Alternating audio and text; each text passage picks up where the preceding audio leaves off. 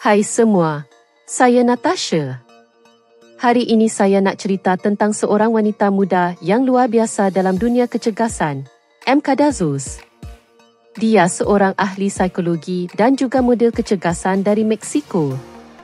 Dengan bertahun-tahun usaha, disiplin dan semangat untuk bersenam, M berjaya capai bentuk badan yang menakjubkan.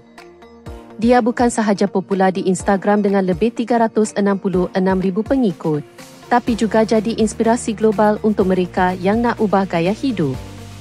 M selalu kongsi rutin hariannya dan video motivasi supaya orang lain pun terdorong untuk capai kejayaan mereka sendiri. Perjalanan M bermula lebih 10 tahun lalu, bila dia nekat untuk ubah hidupnya sepenuhnya dan fokus pada latihan kekuatan. Perubahan yang dia capai jadi bukti bahawa dengan tekad dan fokus, semua orang boleh berjaya.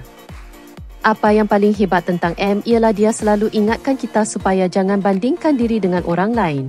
Sebaliknya fokus untuk jadi versi diri kita yang lebih baik setiap hari. Kalau nak kenal dia dengan lebih dekat, cari saja M. Cadazos di Instagram.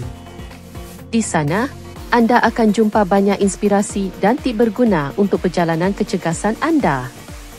Saya rasa kisah dia sangat menginspirasikan. Jangan lupa tinggalkan komen.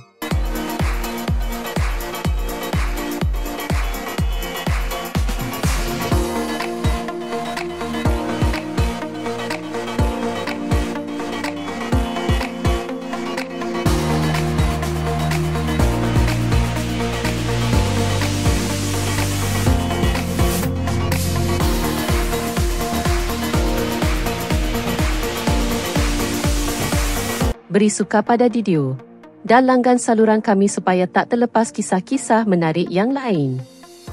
Jumpa lagi.